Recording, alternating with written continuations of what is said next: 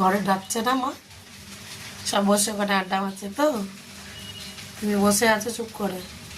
শুয়ে থাকো, শুয়ে থাকো। এই যে আমাদের দুষ্টু ছেলেটা শুয়ে আছে, ওর কাছে যায় না, ওর ভয় করে। খালি দেখতে পাচ্ছ তোমার ফটোতে, মানে ফোনে লাগছে ছোট্ট, কিন্তু প্রচণ্ড বড়। এই আমি আছি এখানে দাঁড়িয়ে, ওর পাশে যাচ্ছি না কেন, আমি ওকে প্রচণ্ড ভয় পাই।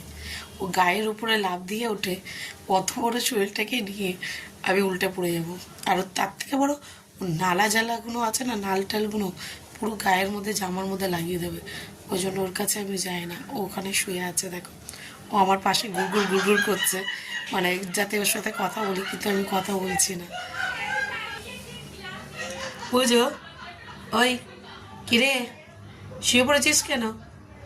ঘুমিয়েছে, চোখ খুলে খুলে দেখছি একটু একটু করে, দেখছো? শুয়ে আছে। প্রচণ্ড ভয় লাগে, ও গায়ের উপরে ওঠে বলে এটাই সব থেকে বড় ভয়। কেন ওর নাল টালগুলো পুরো গায়ে লেগে যাবে, ওই জন্য আমি ওর কাছে যাই না। আসি, আমি প্রথম এসে ভয় পেয়ে গেছি।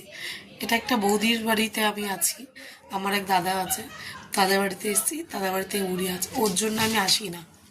চট করে দেখো ও আসছে আমার কাছে।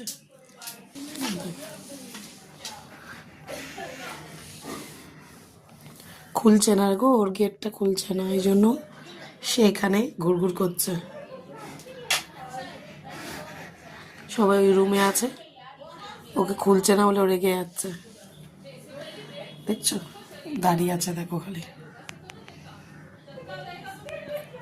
মানে একটা গোটা রান্নাঘরটাকে ও জুড়ে দাঁড়িয়ে আছে।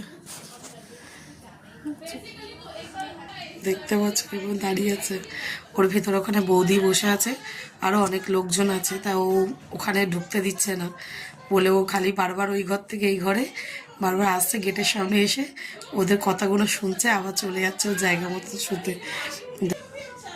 কথাগুলো শুনছে কিভাবে ও ওই ঘরের কথাগুলো, যে কে কে আছে, আমার মা আছে কি না। দেখছো কিভাবে দুষ্টু। কিরে, মা খুলছে না? ওর মা গেট খুলছে না গো।